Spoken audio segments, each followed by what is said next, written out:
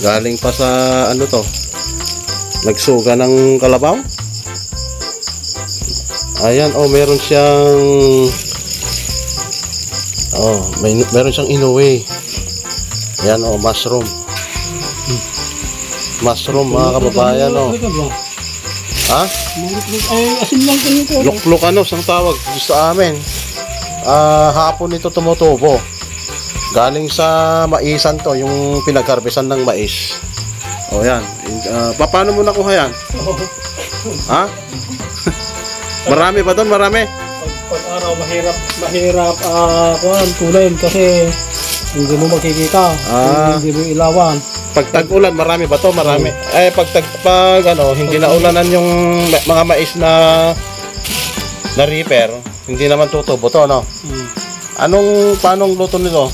Solo lang to, solo? Soup, masarap ang soup nito. Ay, yung sabaw nito, mga kababayan, talagang 100% quality na quality. Itong ayan, napakasarap niyan. Magkano naman yan? Ha? Sigurado ba masarap yan? Walang, kahit na hindi mo lagyan ng ano to, ang palaya, okay lang? Hindi na, mas masarap kung surong gano'n. Pag bukas, pwede pa ba yan? Pwede linisan mo, tapos balawan mo ng tubig, ilagay mo sa rep. Kahit, lang naman yan. Ay, ganun lang pala. Yan, si kasaming, Baak Andres.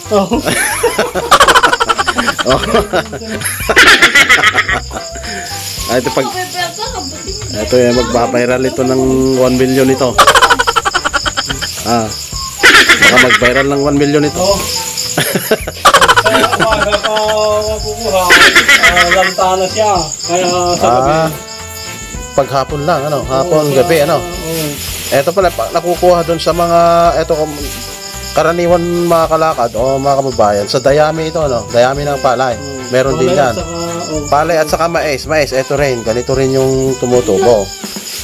Ayan, napakasarap nito, napakabango, Quality na quality yung sabaw nito, mga kababayan. Napakasarap. Napaka-healthy po ito. Maraming nutrients, mga minerals yata, meron din. Ito, nandito sa mushroom na ito. Napakasarap nito. Ayan, mga kababayan, Ayan, binigay nila. Gabi na, mga alas 8 na, kagagaling pa lang doon sa bukid dahil sila ng kalabaw. Sinusugan nila yung mga kalabaw doon paggabi para gabi makakain yung mga kalabaw nila. Ayan. Baka matumba yan. Ano na,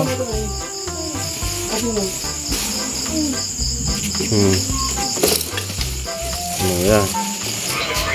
Ayan, mga babayan. Lilinisan lang natin ito. Himayin natin tong kabuti. Kabuti ng ng mais. Galing dun sa na-reaper na mais. Yung mga leftover, yung mga residue. Mga kababayan, yung mga leftovers doon, yung ayan. Ganda. So, hihimayin lang natin, lilinisan, din iluluto. Kasi kailangan maluto kaagad pala to para masarap. Mangingitim na ito bukas. Ewan lang natin kung pwedeng i-ref ito, hindi mangingitim. Pero iluluto na to dapat. Alright. Pati si Daniel, nakikipaglinis na rin. Yan. Alright. Ito na, guys. Ito na yung finished product natin. Kabuti ng galing sa mais. Tumutubo ito every evening.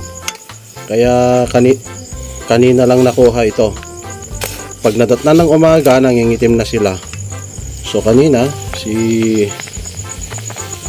Kuya Sammy ang kumuha. Nung nagsuga siya ng kalabaw, diretso kumuha na rin ng ganito dun sa pinagharvestan ng mga mais. Tamang-tama kasi naulanan, nabasa yung mga residue, yung mga leftovers, yung mga tangkay ng mga mais. Ayan, ito na. So nagkaroon ngayon ng kabuti. So Titikman nga natin kung okay na. Napakasarap, napaka-healthy. Talagang yung aroma nito ay talagang mushroom na mushroom talaga mga kalakad. Napakasarap. Alright, kumain na tayo. Kain na. Yan mga kalakad. Ito ang ating kakainin ngayong gabi. Yan, para naman light lang yung natin. Yung dinner natin ngayong gabi. Masarap sigurado ito kasi mainit pa yung sabaw, lalo na yung sabaw mga kalakad. So kahit na solo ito, yan, mushroom, talagang ibang-iba talaga yung aroma nito kapag mushroom pinag-uusapan. So mga nutrients, vitamins, yan ang ating makukuha rito. Sige, syempre lalakas po tayo rito. Kain na tayo mga kalakad. Alright.